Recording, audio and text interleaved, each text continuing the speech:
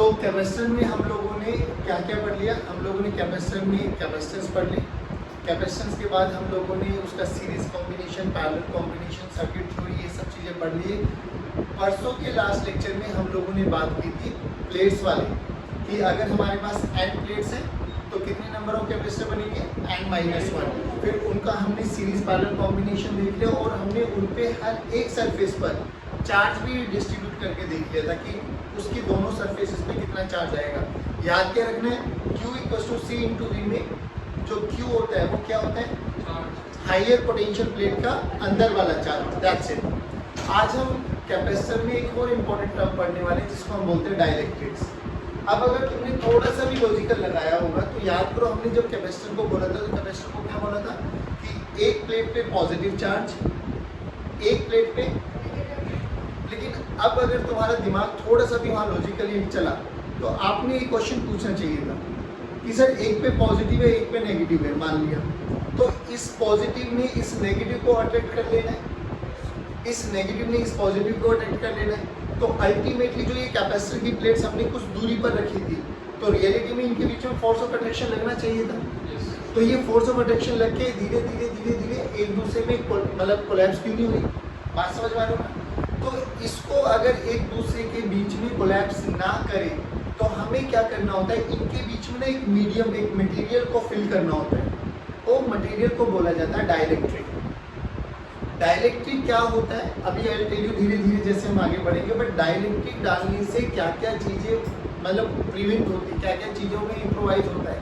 पहली बात कि जो ये प्लेट्स थी, एक पे पॉजिटिव चार्ज एक पे नेगेटिव चार्ज, जो कि अट्रैक्शन का फोर्स लगना था, एक तो वो उस फोर्स को बचाता है।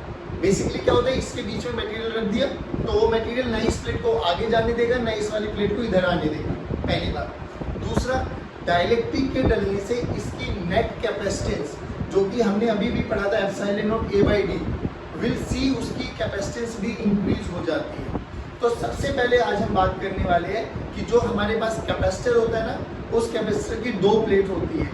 तो ये वाली प्लेट भी इलेक्ट्रिक फील्ड बनाती है। सोचो इस प्लेट की अगर हम डेंसिटी सिग्मा माने तो ये अकेली इंडिविजुअल प्लेट कितनी इलेक्ट्रिक फील्ड क्रिएट कराती है? Sigma by 2 epsilon. बात समझ पा रही है ना? ये अकेली कितना कराती है? Sigma by 2 epsilon. दोनों का कॉम्बिनेशन सिग्मा बाई एप्सिलॉन, जो कि इस प्लेट से, मान लो ये हायर प्लेट है तो इस प्लेट से इस प्लेट के बीच में ही रहती थी। याद है ना कि हमने देखा था कि इलेक्ट्रिक फील्ड एक कन्फाइंड रीजन में है। अब बात ये आती है कि अगर ये वाली प्लेट पॉजिटिव चार्ज है और ये वाली प्लेट नेगेटिव चार्ज है तो ये पॉजिटिव इस नेगेटिव पे फोर्स लगाएगी, सिमिलरली वाइस वर्सा ये नेगेटिव भी इस पॉजिटिव पे फोर्स लगाएगी। तो बात है कि ये फोर्स कितना होता है। अब इस फोर्स को फिर धीरे धीरे मैकेनिक्स के साथ भी इन्वॉल्व किया जाता है कि कैपेसिटर की एक प्लेट के साथ स्प्रिंग लगा देंगे तो बोला जाएगा बताओ नेट फोर्स 0 है, बैलेंस कंडीशन है, कितना डिस्प्लेस कराए कि नेट फोर्स 0 हो जाए। तो हमें पहले ये पता होना चाहिए कैपेसिटर की एक प्लेट पर दूसरी प्लेट कितना फोर्स लगा सकते। बात समझ में? तो सबसे पहले आज हम क्या पढ़ने वाले, force on one plate of capacitor या force on plate of capacitor, कुछ भी बोल दो। अब सिंपल सी बात एक बार बताओ, अगर मेरे पास ये एक कैपेसिटर है बच्चों, मान लो प्लस सिग्मा इसकी चार्ज डेंसिटी है दैट, और इसकी डेंसिटी माइनस सिग्मा है, तो ये अकेली इंडिविजुअल कितना इलेक्ट्रिक फील्ड क्रिएट कराते हैं? इंडिविजुअल अकेले सब बच्चे। मान लो ये पॉजिटिव है तो इधर जाएगी इलेक्ट्रिक फील्ड कितनी बच्चों? Sigma bye 2 epsilon. ये वाली बोलो, ये भी इधर ही जाएगी सिग्मा बाय। तो इन दोनों का नेट कॉम्बिनेशन पढ़ते आए अभी तक हम लोग, सिग्मा बाय एप्सिलॉन। अच्छा, अगर मैं इस प्लेट का नाम 1 दे दूं, इस प्लेट का नाम 2 दे दूं, तो 1 2 पे और 2 1 पे फोर्स तो लगाने वाली है। तो अच्छा एक बार बताओ, F21 निकाल दो, चलो फोर्स ऑन 2 बाय 1 बोलो कैसे निकालेंगे? अच्छा यहाँ पे सिग्मा है, इसका एरिया ऑफ प्लेट ए मान लो, तो सिग्मा को क्या लिख सकते हैं? Q by A, Q by charge पर एरिया। मान लो इस पे प्लस Q चार्ज है और इस पे माइनस Q चार्ज है, मान सकते हैं। आप समझ पा रहे हैं? चलिए अब जल्दी बताओ। तो जो फोर्स का फॉर्मूला पढ़ा था हम लोगों ने, फोर्स का फॉर्मूला पढ़ा था Q × E। अब ये बताओ जो कि Q × E में जो ये इलेक्ट्रिक फील्ड है, मान लो हमें सेकंड वाली प्लेट पे फोर्स निकालना है, तो इलेक्ट्रिक फील्ड दोनों के कारण आएगा या एक के कारण आएगा? दोनों के कारण। क्या बोलती है? एक के कारण। याद करो, आप लोगों को बताया था सुपरपोजिशन प्रिंसिपल भूल गए, इसका मतलब कि अगर मेरे पास आसपास 4 चार्जेस राउंडेड में है और एक मैं खुद चार्ज हूँ, तो टोटल 5 चार्ज हुए, तो मुझ पे कितने चार्जेस फोर्स लगेंगे, 4 या 5? भाई मैं अपने आप पे थोड़ी ना फोर्स लगा सकता हूँ। तो यहाँ पे कितनी प्लेट्स है, ये मान लो इसको E1 मान लेता हूँ, इसको E2 मान लेता हूँ, ठीक है बच्चों। मुझे 2 पे फोर्स निकालना है, तो 2 पे फोर्स कौन लगाएगी, 1। 2 पे फोर्स अपने आप के कारण 2 में लगेगा। तो ये क्या होता था, याद करो फॉर्मूला क्या पढ़ाया था, F = 2Q × E में E सभी चार्जेस के कारण है, केवल इसके कारण, इस वाले चार्ज को छोड़ के। E is electric field due to all the charges except small q। बात समझ में? तो फोर्स का फॉर्मूला बोलो, यहाँ पे मान लिया Q magnitude charge, electric field बोलो सिग्मा बाय चलो सिग्मा बाय 2 एप्सिलॉन नॉट। अगर सिग्मा को Q बाय A की टर्म्स में रखना चाहो रखो, तो फोर्स बोलो क्या आ गया, Q² bye 2A epsilon naught. नहीं आया बच्चों, ये कोई भी एक प्लेट पर आ गया फोर्स। अब जैसे ये तो 2 प्लेट्स है हमारे पास, ऐसे में 3 प्लेट्स भी लगा सकता हूँ, 4 प्लेट्स भी लगा सकता हूँ, कोई टेंशन वाली बात। सोचो मेरे पास 3 प्लेट्स आ गई, अपने आप बोलो इसकी डेंसिटी कितनी मानू, सिग्मा, इसकी बोलो माइनस सिग्मा, इसकी बोलो प्लस सिग्मा। ये 1 प्लेट, ये सेकंड प्लेट, ये थर्ड प्लेट, बोलो कौन सी प्लेट पे निकालना चाहते हो force, first second third, second वाली पे। तो सेकंड वाली पर कौन कौन लगाएगा, फर्स्ट भी लगाएगा और क्या सेकंड वाली खुद पे लगाएगी क्या, बस इसके कारण इलेक्ट्रिक फील्ड इस पॉइंट पर देखो इधर नहीं आया, इसके कारण इधर, तो नेट फोर्स 0, क्योंकि इलेक्ट्रिक फील्ड कैंसिल आउट हो गया। और अच्छे समझने के लिए इसको क्या कर लो, माइनस मान लो, माइनस में भी 2 सिग्मा मान लेते हैं, लेट्स से -2 सिग्मा। अब बोलो चलो, अब इसके कारण इलेक्ट्रिक फील्ड बोलो राइट, इसके कारण बोलो बेटा, इसके कारण बेटे, सेकंड फर्स्ट के कारण बोलना पॉजिटिव है ना, इस पे तो हमें फोर्स कैलकुलेट करना है ना वाला, तो इसके लिए इलेक्ट्रिक फील्ड काउंट नहीं करनी ना आप सबको, इसमें तो केवल और केवल चार्ज को काउंट करेंगे हम लोग। तो ये पॉजिटिव है ना, तो इसके कारण इलेक्ट्रिक फील्ड बोलो राइट, ये नेगेटिव है, इसके कारण इलेक्ट्रिक फील्ड बोलो राइट। तो नेट इलेक्ट्रिक फील्ड अब ऐड हो जाएगी, इसके कारण कितनी हो जाएगी, सिग्मा बाय 2 एप्सिलॉन नॉट, और इसके कारण 2 सिग्मा बाय 2 एप्सिलॉन नॉट 2, क्योंकि दोनों को ऐड करेंगे तो 2 एप्सिलॉन नॉट कॉमन आ जाएगा। तो नेट इलेक्ट्रिक फील्ड कितनी आएगी, 3 सिग्मा बाय, नहीं आया बच्चों, बस। अब इस पे चार्ज देख लो, मान लो इसका एरिया ऑफ प्लेट A मान लेते हैं, तो सिग्मा को Q बाय A की टर्म्स में भी लिख सकते हो, यस या नो, पक्की बात। तो मैं ये कह रहा हूँ कैसे भी आ जाए, क्या हम लोग फोर्स कैलकुलेट कर सकते हैं। तो किसी भी एक प्लेट पे, अगर मैं तो 2 plate capacitor, parallel plate capacitor के बारे में बात करेंगे, तो एक प्लेट पे किसी भी दूसरी प्लेट के कारण क्या फॉर्मूला होगा, Q² bye 2A epsilon naught. अब इसको क्या होता है ना, अलग अलग उसमें मतलब किताबों में ना अलग अलग चीजों के साथ इन्वॉल्व कर देते हैं कि यहाँ पर एक कैपेसिटर की प्लेट है, यहाँ पर एक स्प्रिंग लगा दी, बताओ इसमें कितना इलोंगेशन आना चाहिए या कितना कंप्रेशन आना चाहिए कि ये स्टेबल इक्विलिब्रियम में आ जाए। तो सिंपल सी बात है, ये मान लो प्लस क्यू है, ये मान लो माइनस क्यू है। पहली बात तो ये बताओ, ये इसको अपनी तरफ खींचेगी, अरे बोलो भाई, तो कितना इलोंगेशन आ जाएगी इक्विलिब्रियम में आ जाए, यानी इसके कारण इसका प्लेट का फोर्स ये वाला Q² by 2 epsilon not must be equal to K * x। K क्या होता है, स्पीड कांस्टेंट, x क्या होता है इलोंगेशन। मैक्सिमम केसेस में हमसे x पूछा जाता है कि बताओ कितना इलोंगेशन करेगी इक्विलिब्रियम कंडीशन अटेन कर लेगा, हो सकते हैं क्वेश्चन, कोई बड़ी बात। बट हमें क्या याद होना चाहिए कि एक प्लेट दूसरी प्लेट पे कितना फोर्स लगाएगी। मैं तो एक प्लेट दूसरी प्लेट की बात कर रहा हूँ, ऐसे चाहे n नंबर ऑफ प्लेट्स लगा दे, क्या सबका तुम्हें सुपरपोजिशन निकालना है, सबकी फील्ड निकाल लो, नेट फील्ड निकालो, नेट फील्ड को Q of that particular plate जिस पे आप फोर्स निकालना चाहते हो उससे मल्टीप्लाई कर दो, you will get the answer. जल्दी बताओ आया क्या है, पक्की बात, ये समझ में आया। अब एक चीज बताओ, अब अगर इनको मैं फ्री कर दूं, जो कि ये इस पे फोर्स लगा रही है, ये भी इस पे फोर्स लगा रही है, सेम मैग्नीट्यूड सेम है, डायरेक्शन अलग अलग है, तो क्या ये दोनों आपस में चिपक नहीं जाएंगे, चिपक जाएंगे ना भाई। तो इनको ना चिपके तो हम क्या करते हैं, इनके बीच में मटेरियल इंसर्ट कर देते हैं, उस मटेरियल को क्या बोला जाता है, डाइलेक्ट्रिक। ये डाइलेक्ट्रिक आपने अभी कुछ टाइम पहले भी पढ़ा था जब हम इलेक्ट्रोस्टैटिक्स पढ़ रहे थे, एक रिलेशन निकाला था कि ये रिलेशन याद रखना। बोलो क्या रिलेशन था वो, मैं बताता हूँ।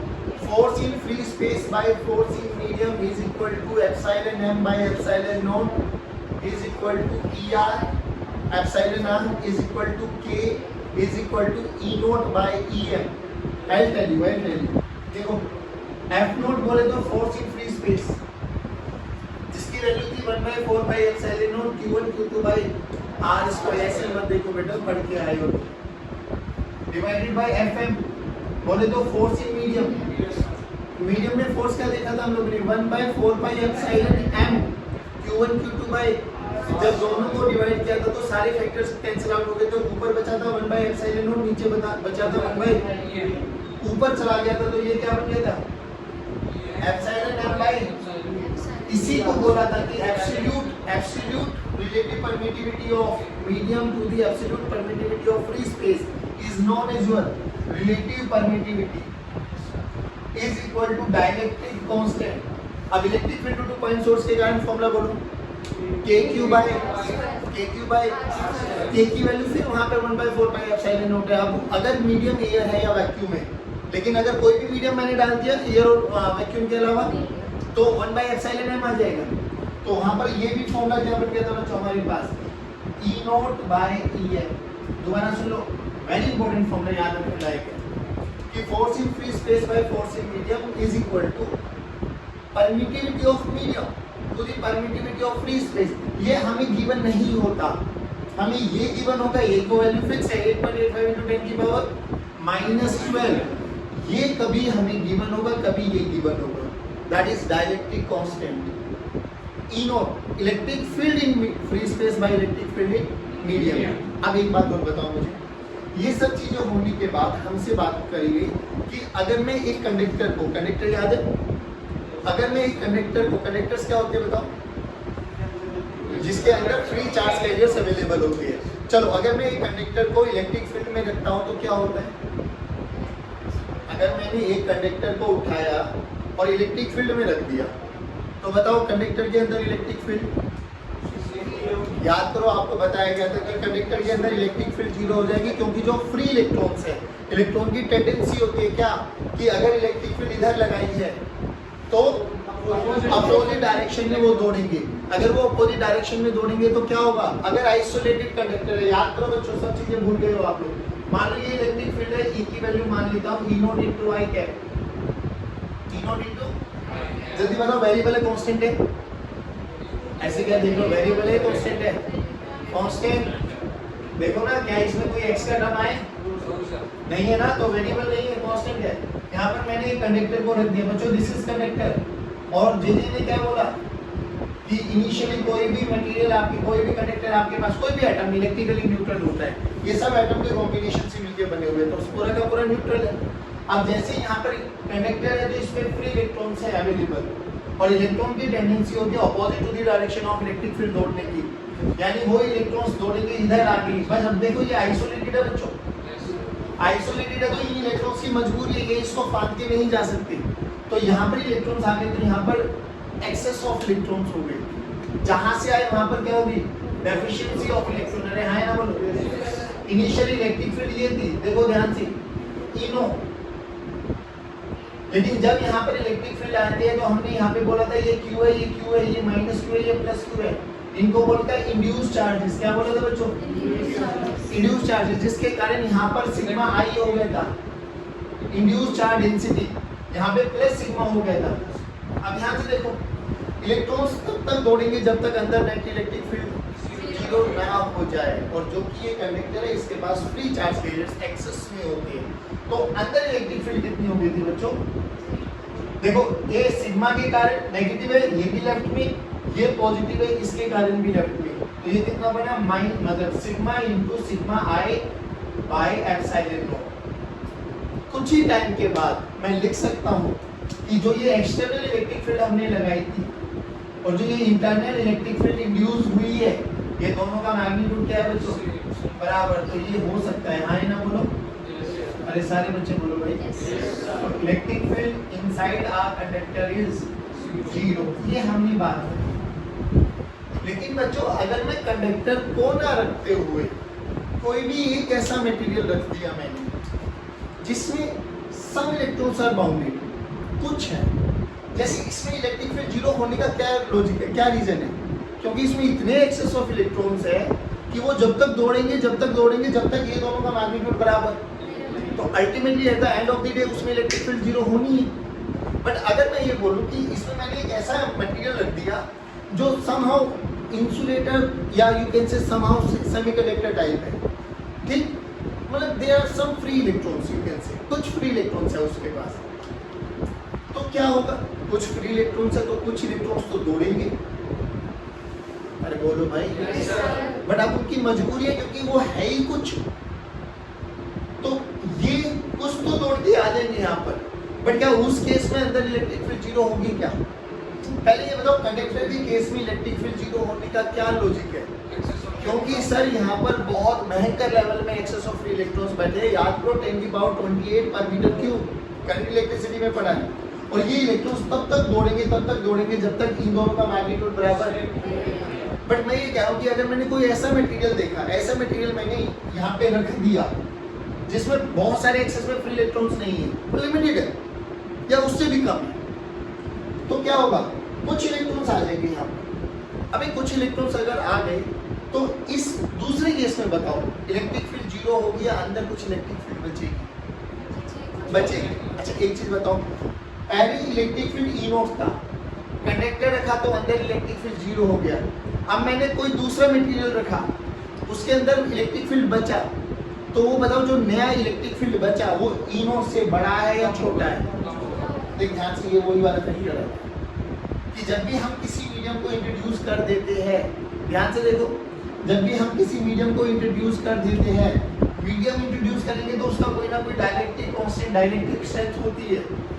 तो देखो ई नॉट, ई एम की वैल्यू देखो, ई नॉट बाय के, यानी वो के टाइम्स कम हो जाता है। नहीं आया समझ में? अब सेम यहाँ पे भी वही करने वाले कि अगर मैंने एक डाइलेक्ट्रिक रखा, बच्चों ध्यान से देखो, ये मैंने एक डाइलेक्ट्रिक रख दिया, अभी भी इलेक्ट्रिक फील्ड हो रहा, ई नॉट आई कैप, लेकिन अभी डाइलेक्ट्रिक है सर, इसके पास क्या है?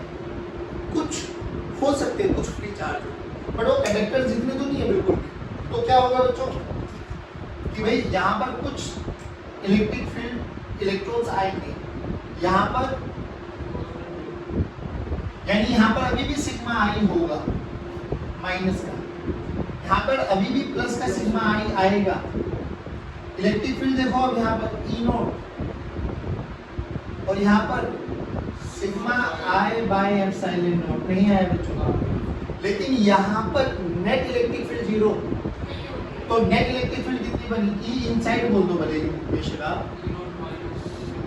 E naught minus sigma I by, नहीं आया। अब जो ये ई इनसाइड जो इलेक्ट्रिक फील्ड बची, जो इलेक्ट्रिक फील्ड अंदर बची, वो कितनी बची? तो देखो पहले कितनी थी? ई नॉट। अब जो ये मटेरियल हमने रखा है ना, इस मटेरियल का कोई ना कोई कांस्टेंट होगा जरूर, जिसको हम डाइलेक्ट्रिक कांस्टेंट के नाम से जानते हैं। मान लो इसका डाइलेक्ट्रिक कांस्टेंट है K, तो जो अंदर इलेक्ट्रिक फील्ड बची है ना बच्चों, वो क्या हो जाएगी बच्चों? E naught by very good, this is equal to E naught minus sigma I by epsilon. जल्दी बताओ ये चीज समझ में आई क्या? पक्का? ये देखो, तो ये डाइलेक्ट्रिक है। अब डाइलेक्ट्रिक रखने से क्या हुआ कि जब हमने कोई भी एक मटेरियल रखा तो उस मटेरियल में, कंडक्टर में और डाइलेक्ट्रिक में देखना देयर इज अ वेरिएशन। यहाँ पर इलेक्ट्रिक फील्ड जीरो थी, लेकिन इस केस में इलेक्ट्रिक फील्ड जीरो, तो क्या हुआ कि इसके अंदर अब कुछ ना कुछ इलेक्ट्रिक फील्ड हो गई, बच गई, वो ये है E naught minus sigma I by epsilon naught. अब एक बात बताओ, ये सिग्मा आई किसकी प्रॉपर्टी है भाई? ये इंड्यूस चार्जेस है। ये इंड्यूस चार्जेस हुए किसके कारण है? सर ये तो मटेरियल के कारण है। देखो यहाँ पे अलग मटेरियल रखा था तो यहाँ पे सिग्मा आई की डेंसिटी बहुत ज्यादा थी, यहाँ पर दूसरा मटेरियल रख दिया तो उसकी सिग्मा आई डेंसिटी कम हो गई। मटेरियल चेंज करता चला जाऊंगा, क्या ये सिग्मा आई भी चेंज होता चला जाएगा? तो ये सिग्मा आई किसकी प्रॉपर्टी है? मटेरियल। जैसे जैसे मटेरियल चेंज करता चला जाएगा वैसे वैसे यहाँ पर डेंसिटी भी चेंज होती। जल्दी बताओ, इतना समझ में आया? अब हमें क्या करना है? अब हमें इसको उठा के ना कैपेसिटर की प्लेट्स के अंदर रखना है, और कैपेसिटर की प्लेट के अंदर रखने के बाद चेक करते हैं कि वहाँ पर पोटेंशियल का क्या हुआ, कैपेसिटेंस का क्या हुआ, और 2-3 फैक्टर्स और पढ़ने वाले, देखते हैं कि क्या क्या चीज़ें होती है। वो इतना समझ में आया? एक बार जल्दी रिपीट करो। हमने आज स्टार्टिंग में पढ़ा फोर्स, कि जब एक कैपेसिटर है, एक पे पॉजिटिव चार्ज है, एक पे नेगेटिव चार्ज है, तो ये एक दूसरे पे फोर्स लगाते हैं। फोर्स का फॉर्मूला Q²/2A समझ में। अब ये प्लेट आपस में अटैक ना करे तो इनको बचाने के लिए अपन ने क्या यूज किया, एक मटेरियल जिसको हम लोगों ने बोला डाइलेक्ट्रिक। डाइलेक्ट्रिक और कंडक्टिंग मटेरियल में क्या फर्क है वो देखो, कि जब भी कंडक्टिंग मटेरियल को हम इलेक्ट्रिक फील्ड में रखेंगे तो अंदर इलेक्ट्रिक फील्ड जीरो होगी, ये सत्य है 110%। बट जब हमने डाइलेक्ट्रिक रखा मटेरियल तो इलेक्ट्रिक फील्ड जीरो, बट वो कम हो गई। कितनी कम हो गई? जो पहले अवेलेबल थी ना, और जो उस मटेरियल का डाइलेक्ट्रिक कांस्टेंट है 1/k टाइम्स। बोलो इतना समझ में आया? पक्की बात? देख लो, देखिए अब सुनो, आलो जल्दी जल्दी ये टॉपिक खत्म कर ले। मान लो ये हमारे पास एक कैपेसिटर है, ठीक है, प्लस क्यू चार्ज या प्लस सिग्मा डेंसिटी मान लो, यहाँ माइनस सिग्मा डेंसिटी मान लो, दोनों के बीच का सेपरेशन बोलो d, और इसका एरिया ऑफ प्लेट मान लेते हैं a। तो इस पे प्लस प्लस चार्ज, ठीक है बच्चों, minus minus minus minus minus minus minus, perfect. आ जाओ, बोलो इलेक्ट्रिक फील्ड सिग्मा बाय ऐसे क्या देख रहे, कैपेसिटेंस का फॉर्मूला बोलो एप्सिलॉन नॉट a बाय, यहाँ से यहाँ p a, ये वाला पॉइंट b मान लो। जल्दी बोलो पोटेंशियल डिफरेंस कैसे निकालते हैं, VA, you are moving along the direction of electric field, तो potential get down minus E into this is equals to, तो VA minus VB बोलो, E into D, E की वैल्यू बोलो sigma by into D, sigma की value बोलो Q by sigma की value बोलो तो Q D by A epsilon, है ना बच्चों? अच्छा, ये अभी तक यही पढ़ते आ रहे हैं, लेकिन अब हमने क्या करना है, डाइलेक्ट्रिक इंसर्ट कर दो। अभी डाइलेक्ट्रिक हमने डाला, देख बच्चे, ये मान लो जो ग्रीन पेन से बना रहे हैं, this is plate of the capacitor, ये वाली प्लेट से, जिसकी खुद की सिग्मा डेंसिटी प्लस और माइनस है। इलेक्ट्रिक फील्ड बोलो सिग्मा बाय एप्सिलॉन, ये इनिशियली इलेक्ट्रिक फील्ड है इसमें, सिग्मा बाय एप्सिलॉन, ये वाली, याद रखना इस चीज को। अब जब जैसे ही मैंने इसमें क्या डाला बच्चों, डाइलेक्ट्रिक, अब डाइलेक्ट्रिक मैंने पूरे में भर दिया, पूरे में, ध्यान से देखो, ये पूरे में डाइलेक्ट्रिक भर दिया।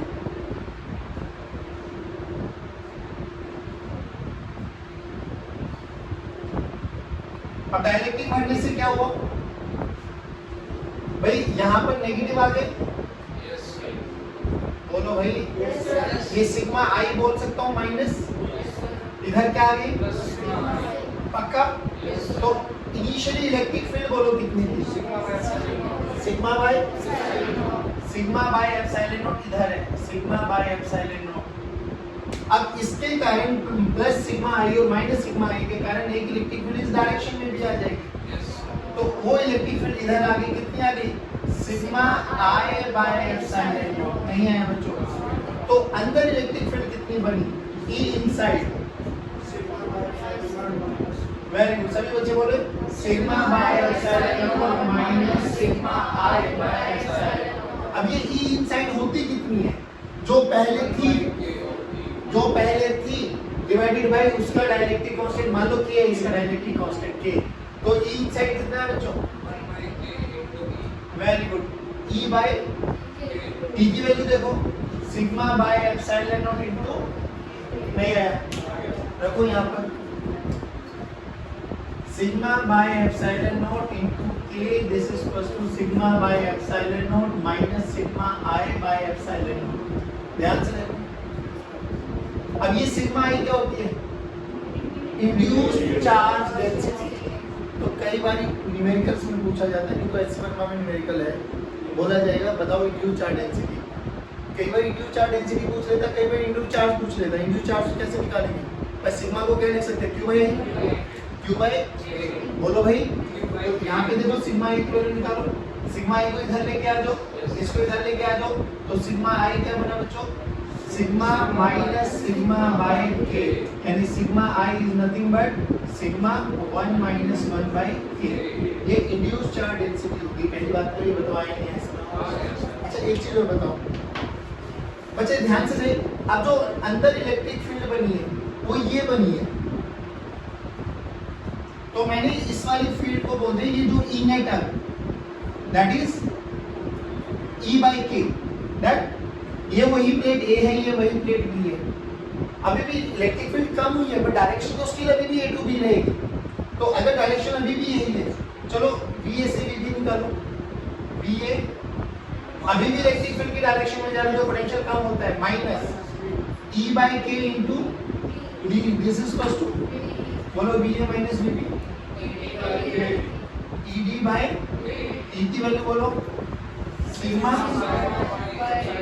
Bye epsilon not D by Q की टर्म्स में बोल दो QD A epsilon not A। ये मान लो V dash, this is V dash. ध्यान से लग, इसको मैंने बोला V जो इनिशियल था, फिर डायलेक्ट्रिक डालने के बाद देखा क्या हुआ, तो बोलो V डैश और V में क्या रिलेशन आ गया, V dash this is equal to V by, बोलो आए नहीं ऐसा, बोलो भाई। अभी देखो जो इस प्लेट पे चार्ज है अभी भी प्लस क्यू चार्ज और इसमें अभी भी चार्ज माइनस क्यू है। तो कैपेसिटेंस का फॉर्मूला बोलो, यहाँ पे कैपेसिटेंस का फॉर्मूला था epsilon not A by D, या you can see this is equal to Q by, वहां पर बोलो C डैश क्या हो जाएगा, Q by D डैश की वैल्यू बोलो D by तो C डैश की वैल्यू बोलो Q by K। अब ये Q by V है क्या चीज बची, तो नया कैपेसिटेंस बोलो। अब यहाँ पर दो चीजें देखो, डाइलेक्ट्रिक के इंसर्ट करने से एक तो वो फोर्स को प्रोटेक्ट करता है, मतलब एक दूसरे को कोलैप्स नहीं होने देता। दूसरा सबसे इम्पोर्टेंट कि डाइलेक्ट्रिक के इंसर्ट करने से कैपेसिटेंस भी बढ़ जाता है। ये खाटे का सोदा है बट अच्छा सोदा है। भाई कैपेसिटेंस क्या था, capacity to hold the charge. और अगर हम उसी सेम पैरामीटर में कुछ मटेरियल डालने के बाद उसकी कैपेसिटी को बढ़ा पा रहे हैं, तो ये तो हमारे लिए और अच्छी बात है। तो ये इसका एडवांटेज है कि डाइलेक्ट्रिक के इंसर्ट करने से कैपेसिटेंस भी बढ़ जाती है। कितने टाइम्स बढ़ जाती है, के टाइम्स। ये क्या है, डाइलेक्ट्रिक कांस्टेंट। बोलो इतनी समझ में आई? पक्की बात, ध्यान से देखो। आप थोड़ा सा ध्यान से सुनो, अच्छा सा कॉन्सेप्ट है, 5 मिनट के लिए सुनो फिर छोड़ो। देखो अब सिंपल सी एक बात बताना, मान लो ये मेरे पास कोई भी एक एटम है, कोई भी एक एटम, ठीक, न्यूट्रल है, भले ही न्यूट्रल है, मैंने इसको इलेक्ट्रिक फील्ड में रखा, तो क्या हुआ सर, इसके पास देखो पॉजिटिव चार्जेस भी है और अब जब पॉजिटिव और नेगेटिव चार्जेस है तो यहाँ पर प्लस क्यू आ गए, यहाँ पे माइनस क्यू आ गए। तो इलेक्ट्रिक फील्ड की प्रेजेंस में क्या इधर इस पे एक फोर्स लगेगा, मान लो इधर प्लस क्यू आ गया, इधर माइनस क्यू आ गया, क्या इधर एक फोर्स लगा क्यू इंटू ई, क्योंकि पॉजिटिव चार्जेस पे long direction of electric field force लगेगा। क्या इस पे फोर्स लगा इस डायरेक्शन में माइनस क्यू इंटू ई, बोलो क्या एफ नेट अभी भी 0 है, बट एफ नेट 0 है तो इससे क्या हुआ बच्चों, सिंपल सी ये बात बताओ, क्या इसमें एक खिंचाव पैदा होगा नहीं होगा। भाई एफ नेट 0 का मतलब ये थोड़ी ना है कि उसकी शेप या उसमें कोई भी चीज ना है। जैसे फॉर एग्जांपल मुझे इधर एक क्रेन से बांध दो और इधर एक क्रेन से बांध दो, क्रेन को बोलो कि दोनों सेम एक्सेलरेशन से आगे मूव करें, सोचो वो सेम एक्सेलरेशन से मूव करो, तुम दिल में खुश रह रहे हो, नेट फोर्स तो 0 है, जितना ये लगा रही उतना ये लगा रही, मास्टर की तो हालत खराब हो गई ना। और ऐसा भी हो सकता है ना ये दोनों हाथ भी चले जाए, बिल्कुल पॉसिबल है, हो सकता है ना। और वो कब तक मैं उसको विदस्टैंड करके रख सकता हूँ, वो मेरी स्ट्रेंथ है। सोच मेरी जगह हर्ष को रख दे तो हर्ष तो तार लगने से पहले ही खत्म, बात समझ में आ रही है ना। सोच विश्वेंद्र को लगा दे तो मेरी बात समझ में आ गई ना। नेट फोर्स 0 होने का मतलब ये नहीं कि उस पर कुछ भी चेंज नहीं आ सकता, बिल्कुल आ सकता है। इधर देख ऐसा लाकी ऐसे देख तो इसमें क्यों ही फोर्स लगा, इसमें क्यों ही फोर्स लगा, तो बेसिकली इसमें खिंचाव पैदा होता है। रियलिटी में देखो ये डाइपोल बना, तो मटेरियल को ना आप लोग आगे केमिस्ट्री में भी पढ़ चुके होंगे कि ये पोलर और नॉन पोलर टाइप के होते हैं, है ना। मैं उस पे नॉन पोलर पोलर पे बात नहीं कर रहा, बस मैं वो दिखा रहा हूँ कि रियलिटी में जब भी आप किसी भी मटेरियल को रखते हो तो सारे के सारे वो बने तो एटम से हैं। जब इलेक्ट्रिक फील्ड में रखेंगे तो ये पोलराइजेशन हो जाता है। अब पोलराइजेशन हो गया तो क्या हुआ, इस पे फोर्स लगा। अब सब जैसे जैसे आप इलेक्ट्रिक फील्ड की वैल्यू को बढ़ा दोगे, जैसे जैसे आप इलेक्ट्रिक फील्ड की वैल्यू को बढ़ा रहे हो, क्या आप इस पे लगने वाले फोर्स को नहीं बढ़ा रहे? क्या फोर्स को बढ़ा रहे तो इसमें ये खिंचाव और ज्यादा बढ़ता चला जाएगा? क्या और ज्यादा बढ़ ई को और बढ़ाते चले जाओ, क्या एक पॉइंट ऐसा आएगा कि ये टूट सकता है? उसको बोलते हैं जब तक इलेक्ट्रिक फील्ड की उस वैल्यू को विद स्टैंड करके रख सकता है उसको बोलते हैं हम डाइलेक्ट्रिक स्ट्रेंथ। क्या बोलते हैं? दोबारा सुन, जैसे जैसे इलेक्ट्रिक फील्ड को बढ़ाया इस पे फोर्स बढ़ा तो इसमें ये खिंचाव बढ़ा। अब ये खिंचाव को कब तक होल्ड करके रख सकता है? ठीक, एक इलेक्ट्रिक फील्ड की वो पर्टिकुलर वैल्यू जहां पर ये टूट जाता है, फूट जाता है, ब्रेक डाउन हो जाता है, उसको बोलते हैं ब्रेक डाउन ऑफ डाइलेक्ट्रिक। क्या बोलते हैं? और जिस इलेक्ट्रिक फील्ड पर वो ब्रेक डाउन होता है उसको बोलते हैं डाइलेक्ट्रिक स्ट्रेंथ। क्या बोलते हैं? और जिस पोटेंशियल पर वो ब्रेक डाउन होता है उसको बोलते हैं ब्रेक डाउन वोल्टेज। क्या बोलते हैं? ध्यान से देख, बी का फॉर्मूला E × D पढ़ा है हम लोगों ने, E तो पढ़ा है। अब देखो ये E क्या है? E इलेक्ट्रिक फील्ड की वो ताकत जब तक ये विथस्टैंड करके रख सकता है, यानी कैसे टूट गया भाई एक इलेक्ट्रिक फील्ड की वैल्यू आएगी ना, जब ये टूट जाता है तो उसको बोलते हैं डाइलेक्ट्रिक स्ट्रेंथ। क्या बोलते हैं बच्चों? Dielectric strength. आराम से सुन, इनटू डी, डी तो वही है प्लेट्स के बीच का सेपरेशन। उस E पर कुछ ना कुछ तो पोटेंशियल डिफरेंस आएगा ना, that potential difference is known as your breakdown voltage. क्या बोला जाता है? Represented by dV। हर एक कैपेसिटर की अपनी अपनी dV होती है। नहीं, रियलिटी जब भी आप कैपेसिटर लेने जाते हो ना तो सबसे पहले दो ही चीजें पूछते हो, इसकी क्या कैपेसिटेंस है, क्या dV है। सच्ची, हर एक कैपेसिटर की अपनी अपनी इसमें कितना मजा आया ना तुम्हें dV बोलने में। अरे चुपचाप बैठा हुआ था, नीचे मुंह करके पता नहीं मास्क के साथ क्या कर रहा था। जैसे बीवी का नाम आया था एकदम अटेंशन पे आ गया। बाबू इतनी भी जल्दी जरूरत नहीं, बाल गंजा हो जाएगा मेरी की तरह। ऐसे देख, दोबारा सुनो, बस जो सपाटी जरा। हमने बोला कि जब भी हमने एक आइटम, बेसिकली मेरे मटेरियल की बात कर रहा हूँ, मैं मटेरियल में एक पार्ट को दिखा रहा हूँ और ऐसा हर एक के साथ होगा और हर एक मटेरियल का अपना अपना डाइलेक्ट्रिक स्ट्रेंथ रहेगा। जैसे अभी भी मैंने बोला, कोई मुझे इधर से खींचे, मैं हो सकता हूँ ज्यादा देर तक रिस्ट्रेक्ट कर पाऊँ। हर्ष क्या पता मेरे से पहले टूट जाए, प्रेरणा तो कोई खड़ा कर दे तो बात ही खत्म है ना। तो सब मटेरियल की अपनी अपनी एक स्ट्रेंथ होती है। वो सुनो, इलेक्ट्रिक फील्ड की वो वैल्यू जहां पर ये ब्रेक डाउन हो जाता है उसको बोलते हैं डाइलेक्ट्रिक स्ट्रेंथ। उस पर्टिकुलर वोल्टेज पर जब वो टूट जाता है उसको बोलते हैं ब्रेक डाउन वोल्टेज। अब ब्रेक डाउन वोल्टेज को बी नॉट बी रिप्रेजेंट कर दिया जाता है, कोई बड़ी बात नहीं। अब एक हर एक कैपेसिटर की अपनी अपनी बीवी होती है। अब उसका क्या मतलब, मान लो मैं घर में लेके आया कि मेरे पास जो कैपेसिटर है वो 5 माइक्रोफैरेड का 10 वोल्ट उसकी बीवी है। बीवी का मतलब समझ कि अगर 10 वोल्ट से ज्यादा मैंने इसको लगा दिया तो वो खत्म है, बात समझ में। तो ब्रेकडाउन वोल्टेज ज्यादा से ज्यादा होनी चाहिए, कम से कम होनी चाहिए, ज्यादा से ज्यादा। सोच हमारे घर में 220 वोल्ट आती है स्टैंडर्ड वोल्टेज, मैं ऐसे कोई कैपेसिटर उठा के लिया जिसकी बीवी 50 वोल्ट है, फायदा है कुछ? आप लेके आओगे, लगाओगे, फटाक खत्म। तो ब्रेकडाउन वोल्टेज समझ में आया क्या पॉइंट होता है? वो पर्टिकुलर पॉइंट, वो पर्टिकुलर पोटेंशियल जिस वोल्टेज पर जो कैपेसिटर होता है वो फूट या खराब हो जाता है। यू कैन से सिंपल सी बात समझ में आ गई? कोई दिक्कत, कोई परेशानी? डन है? अब एक चीज और समझ लो, 2 मिनट। मैंने बोला कि चलो ये सब समझ में आ गया। अब देखो,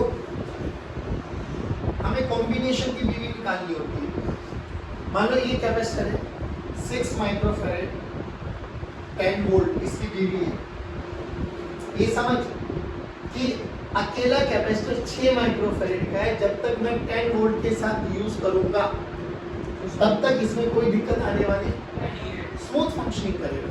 पर जैसे मैं 10 वोल्ट को क्रॉस कर दूंगा तो खत्म, फंक्शन खत्म। एक ये 3 माइक्रोफैरेड का है, इसकी बीबी मान लो 40 वोल्ट है।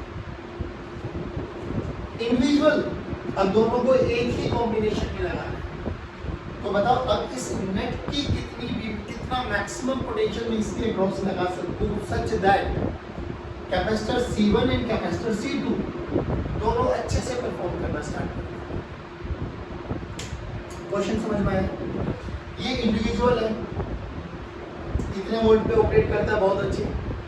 ये अलग इंडिविजुअल है, ये इतने वोल्ट पे ऑपरेट करता है बहुत प्यार से। अब क्वेश्चन क्या है गया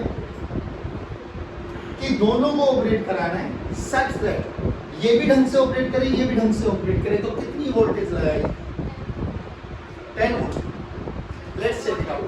कॉम्बिनेशन बोल, सीरीज पैरेलल, सीरीज पैरेलल क्या चीज सेम? सीरीज चार्ज क्या चीज सेम? बहुत सुंदर। अबे ऐसे चार्ज सेम है, मान लो ये क्यू गया तो यहाँ पे प्लस क्यू, यहाँ पे माइनस क्यू, यहाँ पे प्लस क्यू, यहाँ पे माइनस क्यू। बोलो ये मैक्सिमम चार्ज कितना लेके आ सकता है? 60 माइक्रोकूलम। ये बोलो 120 माइक्रोकूलम।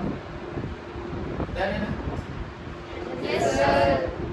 अब इन दोनों में से छोटा देखो, पक्की बात। तो जब चार्ज आएगा तो 60 पहले आएगा, 120 बाद में आएगा, और 60 इसकी मैक्सिमम कैपेसिटी है भाई। इसमें 60 चार्ज आ गया, सी स्पीड चेंज होगी नहीं, तो तब तक तो ये काम करेगा बढ़िया से। लेकिन 60 से जैसे 61, 62, 63, 64, 65 आ गए तो खत्म। तो पूरे सर्किट के लिए क्यू मैक्सिमम कितना है? जो पूरे सीरीज, जो पूरे का लिस्ट वो कॉम्बिनेशन के लिए मैक्सिमम है। दोबारा सुन, 2 लगाए, 3 लगा ले, 4 लगा ले, उससे कोई फर्क नहीं पड़ने वाला, सबका सी दे, क्यू दे। जो पूरे सर्किट में सबसे मिनिमम क्यू है ना, वही उस सर्किट का मैक्सिमम होने वाला है। इक्विवेलेंट, सबसे ज्यादा से ज्यादा चार्ज इस पे इतना दे सकते हैं, क्योंकि भाई इसकी कैपेसिटी 60 है, ये 60 से ज्यादा नहीं रख सकता। तो बोला गया क्यू मैक्स मतलब क्यू इक्विवेलेंट कितना आ गया? C equivalent into V. Q कितना आया? 60 माइक्रोकूलम। सी इक्विवेलेंट बोल 6 और 3 2, 6 और 3 तो 2 माइक्रोफैरेड इनटू वी। इसने इसको मारा, वी की वैल्यू आ गई 30 वोल्ट। ये पूरे कॉम्बिनेशन का जो वीडी बनेगा दैट इज 30 वोल्ट, कि हम इन दोनों को 30 वोल्ट तक ऑपरेट करा सकते हैं। नहीं आया? अब 4 लगा, 3 लगा ले, आज जल्दी जल्दी करके बताओ। 12 माइक्रोकूलम, 12 माइक्रोफैरेड, और बैटरी मान लो कुछ भी 20 वोल्ट, इसका बीबी है 6 माइक्रोफैरेड, 10 वोल्ट और 4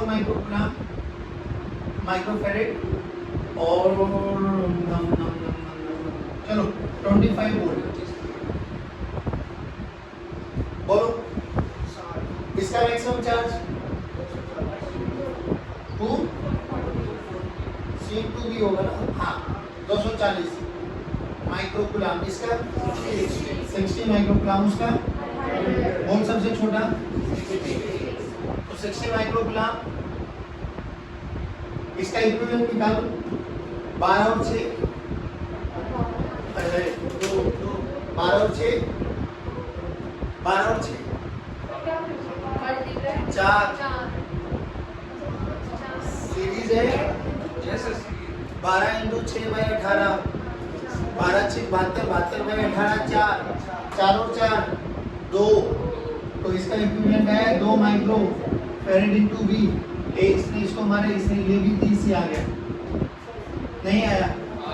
मतलब कैसे भी डेटा आ सकता है, उसमें कोई टेंशन वाली बात भाई। याद कर रखना Q equals to C into V में Q क्या होगा? जो पूरे सर्किट का सीरीज में कम होगा दैट विल बी Q। अब पैनल का देख लो, एक क्वेश्चन पैनल देखो, पैनल देखो 2 minute. 2 microfarad, 10 volt, 6 microfarad, 20 volt. बताओ पूरे सर्किट का बीवी, कॉम्बिनेशन की बीवी बताओ। हाय हाय, शर्म आ जानी चाहिए। 10 आएगा आंसर। अरे गधो, 10 से ज्यादा दे ही नहीं सकते, पैरेलल है बाबा। सेम है तो 10 से ज्यादा दे नहीं सकते। तो 10 ही इसकी बीवी आ गई, नहीं है? आगे पक्की बात। Yes. चलेगा। Thank you very much. जय हिंद, जय भारत।